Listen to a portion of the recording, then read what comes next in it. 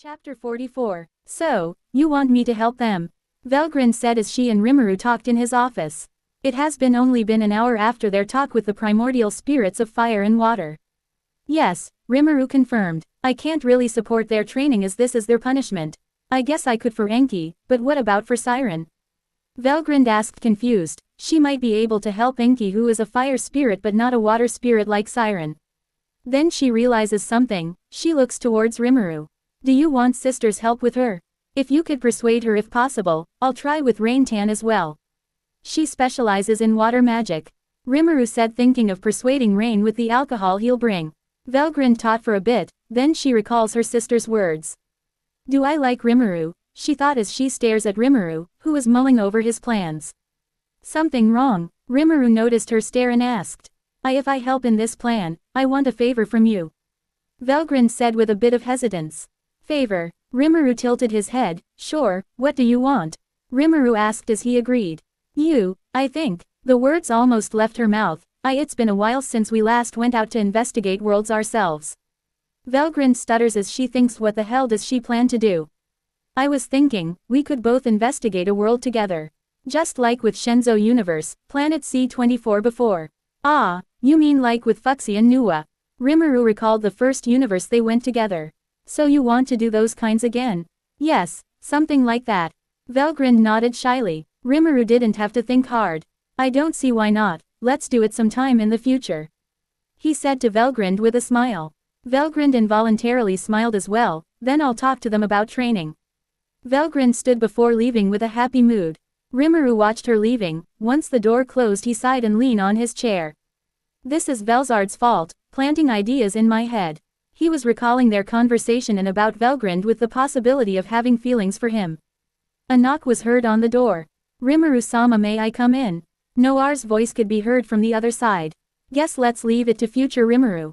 He sighed. Come in, Noir. Noir bowed. Yes, Rimuru-sama. Jahil-sama would like to talk to you about your requested experimentation with the insects. Rimuru stood up. I see, good work. He walked towards the facility with Noir following behind him. How are the insects training going? Rimuru asked as they walked. Kufufufu as expected by Rimuru-sama, they show potential to be rivals to us primordial demons. Noir explained. Especially the beetle, though they require a big trigger for evolution. Naming might trigger evolution, but not to their highest potential. Rimuru nodded, and that's why we're doing experimentation on test subjects. Does Rimuru-sama plan on naming them? Noir asked. Maybe in the future when experimentations are successful. Why? Jealous. Rimuru grinned looking at Noir, who froze. Of course not, Rimuru-sama, just by being able to serve you is a great honor. To ask for more would be blasphemous. Noir said, quickly denying Rimuru's words. Don't worry, I'll have you and the primordial demons named too. Rimuru said, reassuring him, who shone brightly after hearing Rimuru's words. You'll have to earn it though. Kufufufu, Rimuru-sama only needs to say the word, I'll do anything. Noir kneeled. Who do we dispose? Who do we sacrifice? Does Rimuru-sama want a religion? Does Rimuru-sama want to rule everything? Kufufufu, I'll have everyone know of your excellence. Calm down, Noir, I'll tell you once I've set up everything. Rimuru said. Noir stood up and they returned to walking. Rimuru thought of Noir's words, religion. PFT. Ha ha ha, not bad actually. Rimuru muttered to himself, amused. A demon is a head of a religion. Sounds ironic and hilarious. Unknown to Rimuru, Noir heard every word that Rimuru said. I see a religion, Kufufufu. Once they've entered the facility they were met with Mitsriel, who was waiting for Rimuru. Master Rimuru. Mitsriel bows. Lord Jahil is waiting for you. Mitsriel lead Rimuru towards a room which leads underground. The entire underground is filled with capsules, and cages full of test subjects. Lord Jahil, Master Rimuru is here. Mitsriel announced as they arrived to where Jahil is. Good work. Jahil, who was observing an insect, looked towards Mitsriel. How are the test subjects? Rimuru stood beside Jahil. Is the progress good? We've barely started research, Jahil scoffs. I had Violet capture some more chimera ants. She and her subordinates contacted me that they caught a queen. A queen? The one that gives birth to insects via phagogenesis. Rimuru recalled from one of the reports he read about the species. Yeah, they're on their way here. Jahil nodded. I've experimented on some chimera ants. I need more of them. A queen would be useful to have. True, especially since the chimera ants have unique properties. Can't really use them as substitutes for beetle and bee. Rimuru placed his hand to his chin, while he nods. That's why I'm thinking of artificially breeding chimera ants that would be closer to beetle and bee. Or at least, to their corresponding class species. Jahil explains. Soon, Violet arrives with a large cage that houses what seems to be the queen. Violet noticed Rimuru and walked towards him and bowed. Good work for finding a queen, Rimuru said, patting her head.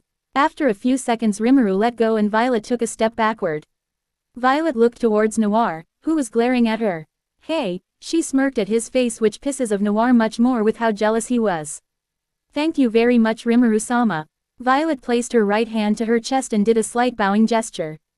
Violet ordered her subordinates to place the queen to one of the rooms.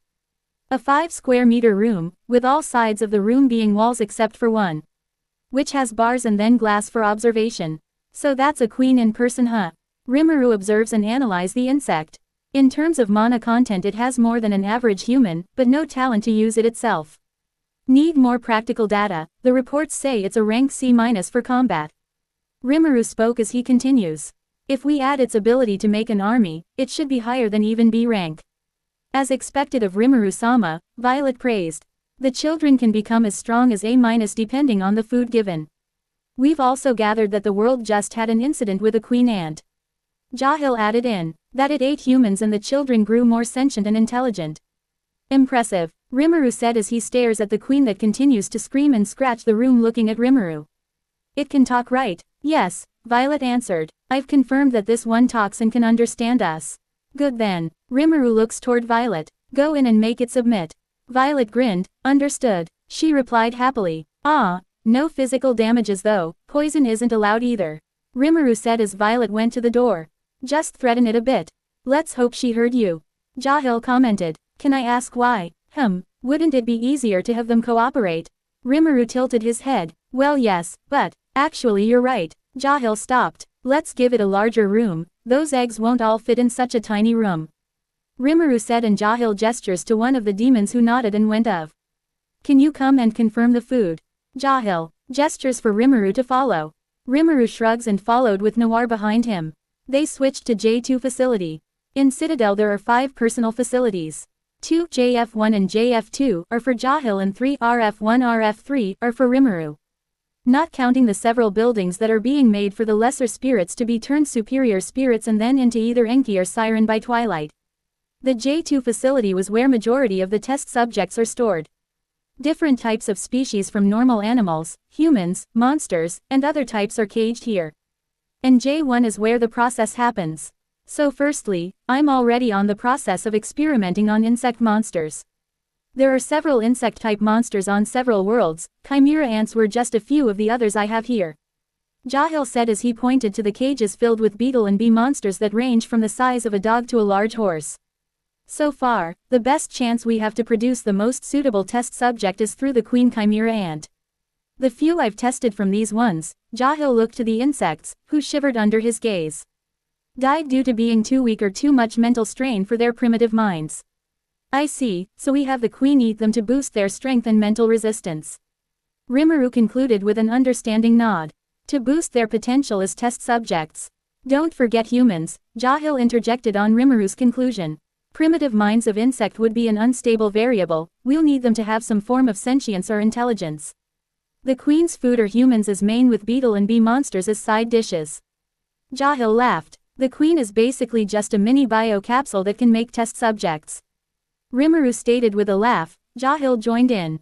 The insect monsters started shivering as they hear the two laugh evilly. Violet could be seen walking towards them. Rimuru-sama. It submitted itself wholly to us. She said as she moves forward to signal for Rimuru to pat her head. Good work. As Rimuru was about to place his hand. Rimuru-sama, Velgrin-sama seems to be calling for you in the office. Noir informed Rimuru. Rimuru retracted his hand. I see, Jahil continue the experiments. Give me regular reports in progress, I'll come by when I'm not busy. Jahil nodded and Rimuru walked out the facility. Noir followed behind him with a satisfied smirk as Violet silently glared at him. When Rimuru went in his office, he saw Velgrin sitting on her regular spot. You called. Valgrind closed her book. I've talked to them, they should be coming here soon to ask permission from you. I see. Rimuru sat down on his chair and gestures for Noir to bring him a cup of tea. Noir poured Rimuru in a cup, he grabbed the cup and took a sip. Guess now would be a good time to give it to them. Valgrind looked at Rimuru confused, she was about to ask him but a knock was heard. Rimuru-sama, may we come in? Come in. Rimuru answered, what is it? He asking feigning ignorance. Both Enki and Siren walk in front of Rimuru, with the desk the only thing separating them. Both got into their knees and bowed with their head on the floor. Rimuru-sama, Enki started. We would like to ask for your permission to leave Citadel for 1,000 years. Straight to the point, Rimuru thought to himself amused. And why should I let you? Explain yourselves. Rimuru spoke with a serious tone and keeping a stern expression. We realize how weak we are, Rimuru-sama. This time, Siren answered. We were arrogant to think that we are powerful enough to land a blow to a primordial spirit. And with this arrogance, we have shown a shameful display and a stain in Rimuru-sama's reputation. Rimuru smiled internally with that conclusion. Ha! Rimuru laughed. Of course you are weak. Arrogance should be backed up with the full confidence that you could defeat your opponent. Not just a blow, but with full capability to kill them. Actually, arrogance is the wrong way about it. Rimuru continued, do not gain arrogance in correlation with your strength, gain pride instead. After Rimuru's words that have left its mark on both spirits' very soul, he resumed the talk. So what will you do in those 1,000 years? We sought guidance from Valgrind-sama who was willing to teach us, to become more powerful. Enki answered. Ho tilde. Rimuru looked towards Valgrind who shook her head. Both spirit who were bowing face on the floor did not notice. You seek her, not the other way around. Yes. Both answered in unison. Rimuru chuckled at their attempt to not embarrass Valgrind who wanted to help them. They thought that Valgrind did it without Rimuru's consent nor knowledge, they did not want the blame to lie on her if Rimuru rejected. And how will Siren be trained from Valgrind? I'll ask my sister to help with that. This time Valgrind who was watching stated joining the act. You won't mind, would you? None at all. Rimuru smiled. Looks like you both already have everything ready and planned. Give this paper to Lei and you can start your training. Rimuru tossed a scroll that is sealed. Siren took the paper. Both stood up and gave a quick bow and left to prepare to leave. Ha ha ha. Rimuru laughed as they left the door. I can't. Ah, ha ha ha. Arrogance. Pride. PFT. Rimuru fell from his chair laughing so much. So serious. Hey now, Valgrind said trying to hold of her own laugh. It actually sounded like a good line, PFT. Valgrind placed a hand to her mouth. Too bad it came from an arrogant demon. In another office on the other side of the building, Enki and Siren entered Lei's office. Lei was sitting in front of her desk checking the paperwork reports of the expeditions of the Holy Angels. With Gamaliel sorting other files in a separate desk. What do you guys need? Lei said without looking up from her desk. Rimuru-sama said to give this to Lei-sama. Siren placed the scroll on Lei's desk. Lei took the scroll and opened it. I see. Lei stood up. Gamaliel continue, she ordered. She then walked to the door. You two follow me. They listened and followed. Soon they arrived at a teleportation circle that acted as an elevator. Going in, they changed location to what still seemed like inside the office building. They were 10 floors below, each floor containing different things. Where are we? Enki muttered to himself. The storage. Lei simply answered as they enter a large room. What filled the spirit's vision was a room filled with priceless orichalcum molded to large bars. Take about 50 bars with you. W weight F50. Lei-sama, that's too much. What would we even do with these? Rimuru-sama wrote that you will be given 50 bars of orichalcum, and that you decide what you do with it in the cardinal world. Rimuru-sama did, and with that as a parting gift, Enki and Siren left Citadel with Valgrind who will talk with Velzard and Rain about Siren's training. Rimuru gave Valgrind alcohol to help persuade Rain, and if necessary the others as well. To be continued.